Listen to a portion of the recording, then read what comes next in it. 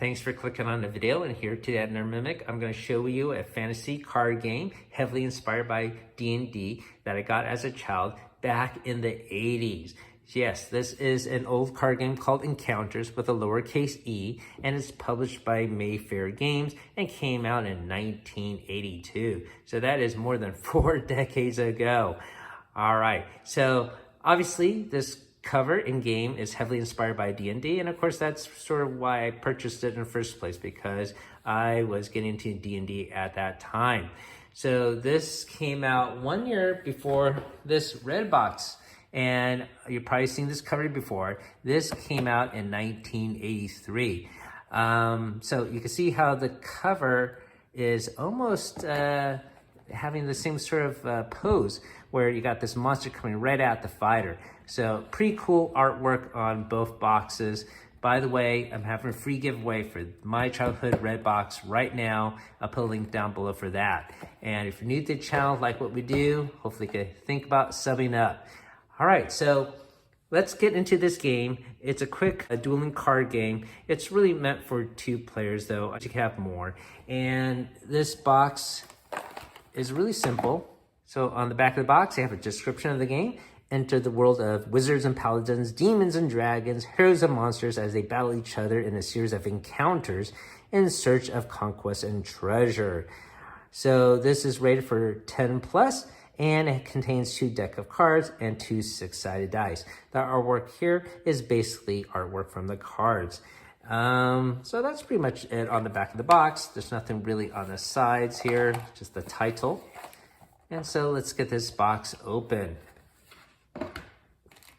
So we have our 2 deck of cards and 2 vintage dice. It does, of course, come with a rules sheet, which is essentially a sheet of paper. And I'll go over how to play in our how to play portion of the video later. But pretty straightforward, and it has a little cheat sheet on where to place the cards. We'll set that aside. It did come with a little catalog here of Mayfair Games back in the day. And I guess a little order sheet for the catalogs, or for the games that you saw there. Okay. Oh, there's also a little postcard here to maybe sign up and get on their mailing list. Okay, so I'll put this all back in the box and take a closer look at these cards. So this here is your deck of heroes. And you can see here's a wizard. He casts only 1 spell per encounter. Hold means that it's casting a shield around one of the other heroes and will prevent a death. Repulsion means it will make the attacking monster go away, and it will go back into the other opposing player's hand. You got a man-at-arms here. You got the paladins, probably the strongest character. Armor means it could take 2 hits. So if it gets a single hit, you sort of tap the card. A cleric can turn an undead creature. What else we got here? We got a dwarf character. We also have an elf character who could shoot arrows at any flying creatures So we also have an elf character here that can shoot arrows at any monster on the field. And I think that's pretty much all for the hero types. All right, so we'll set these heroes off this side. We'll take a look at the monster deck here. So this has not just monster, but also treasure that you're trying to accumulate. And the goal is to accumulate the most loot or treasure, and of course defeat the other party and have the most points at the end. So here we got ogre with a strength of 3. Here we got some spell or scrolls that you could acquire. So these are considered treasure that you could use to level up your players or your heroes. Here's a wizard spell. Here's a sword that you could equip on fighter class. Let's see more spells here. So Wraith would be undead creatures. A cleric can turn this creature around. By the way, when you battle, you roll the dice, and whoever gets a higher amount wins. The exception would be when they're undead. If you tie, the undead creature wins. So that could be a little bit deadly. You have an axe here that dwarves and men-at-arms can equip. Another sword, and you can see some gold piece value at the bottom here. And so when you get these equipment, by the way, you could attach it to one of your heroes and level up their ability. The other thing you could do is just bank this card, because if you attach it to your hero and the opposing player attacks you with a monster and kills your hero, they get your treasure. So sometimes you might want to actually bank your treasure card and not put it at risk, but yeah, you might want to use it to make your hero stronger. So it's your choice, and so there's some strategy here. This is a death card, so instead of having a melee battle with different abilities, well, you would just basically roll, and there's no modifiers at all. So the highest dice roll wins. If there's a tie, the hero survives. So this could be really deadly, of course. What else we got? Oh, we have a dragon here. So this is probably the second most powerful monster aside from death, and has a breath attack here. Let's see, there's also flying creatures. So all the creatures that you see here, basically they all attack the front line. You arrange your heroes in 2 different lines, and the front line, of course, will be your fighters and strong heroes, and maybe the clerics and elves and wizards will be in the back. The flying creature can bypass all of that and attack the back line. And some more undead creatures here. You got a troll with armor, so it's not just heroes with armor, but monsters can have armor. Here's a deadly creature, both undead and can fly. Let's see, got a demon who's immune to magical spells. All right, so those are basically all of the monster cards, so pretty cool. So once again, I grew up with this game as a child and had fun playing this with my siblings and also my friends, especially when you don't have enough time to run a campaign. It's great to get your D&D fantasy fix with this game.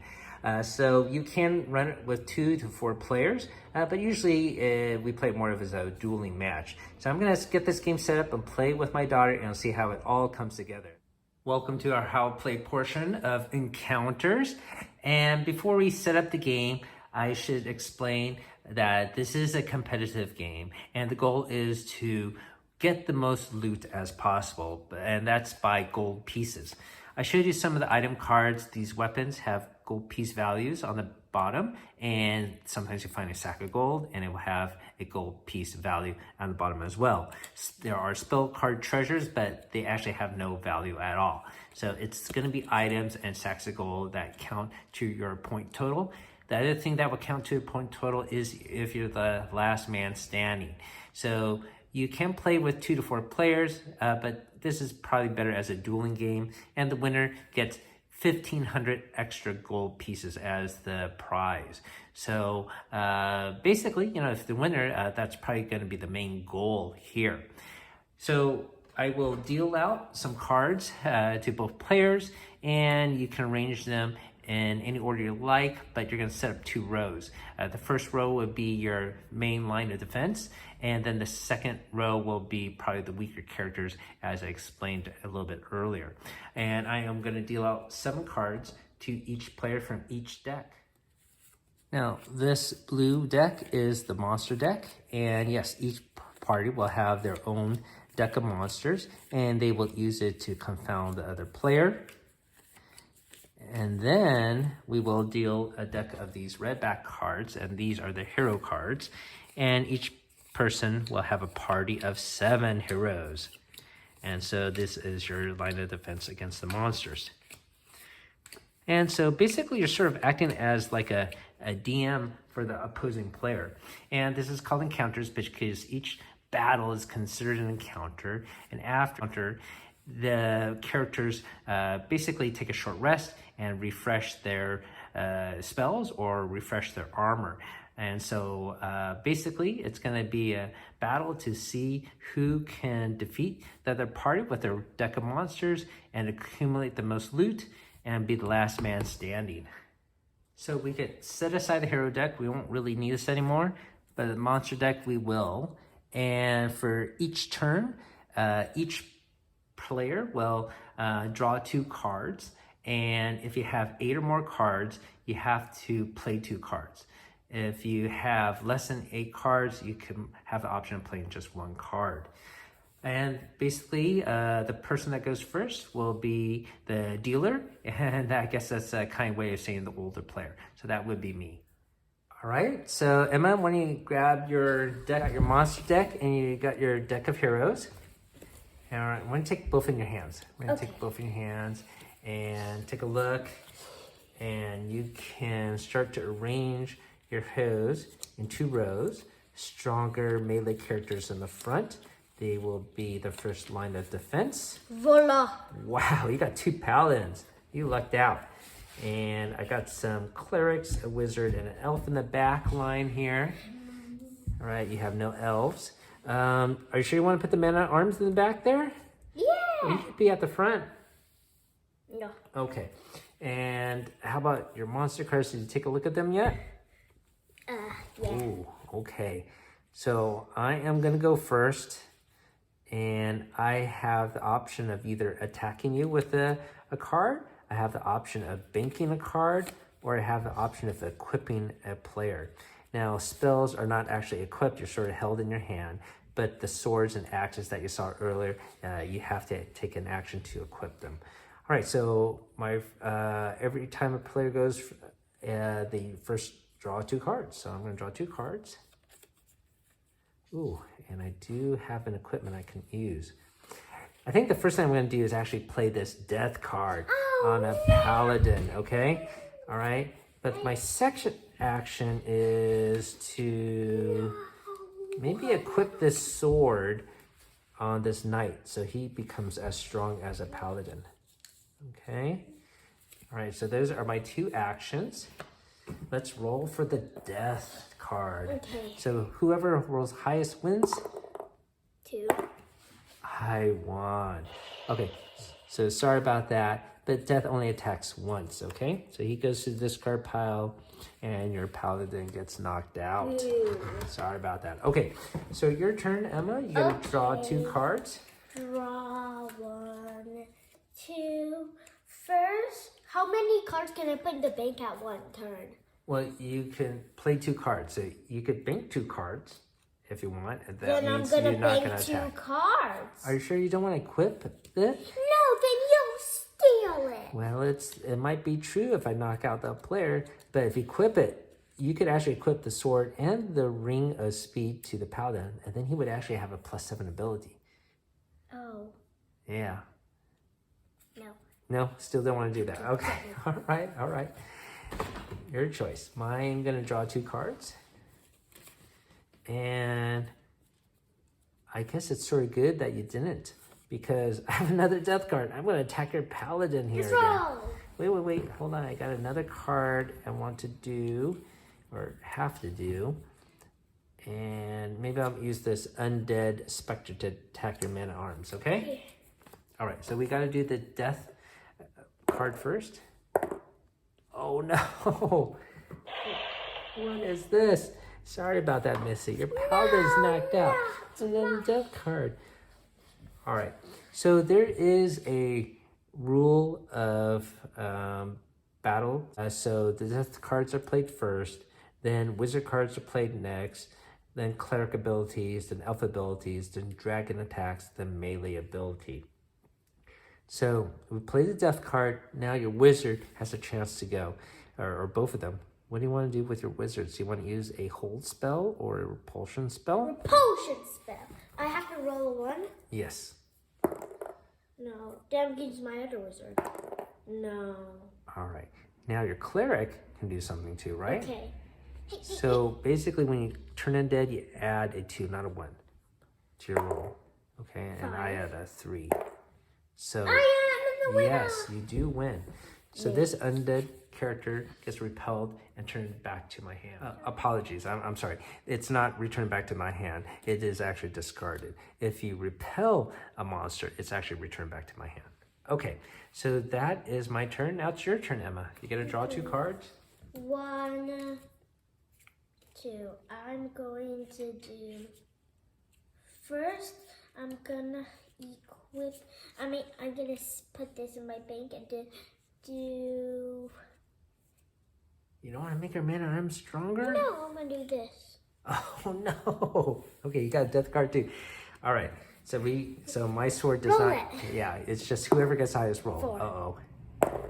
Oh, no, I got a 2. Oh, Busted. no. That's why you don't want to equip your weapons, huh? Where do I put this, though? That goes into your bank. Ah! All right, so my knight gets to the discard pile here, and this death card gets discarded. Now, I know you're really happy with that outcome, but you can actually equip this sword if you want. But you actually don't have any knights or paladins. Yes, but I don't want. All right. I need to take it. How much money do I need to win? Well, whoever has the most at the end. And remember, the When winner... is the end. That's right, whenever it's the end. And the winner of the battle will get 1,500 gold pieces as well. That means there's... What does it mean that the end is the end? So you have to knock everybody out?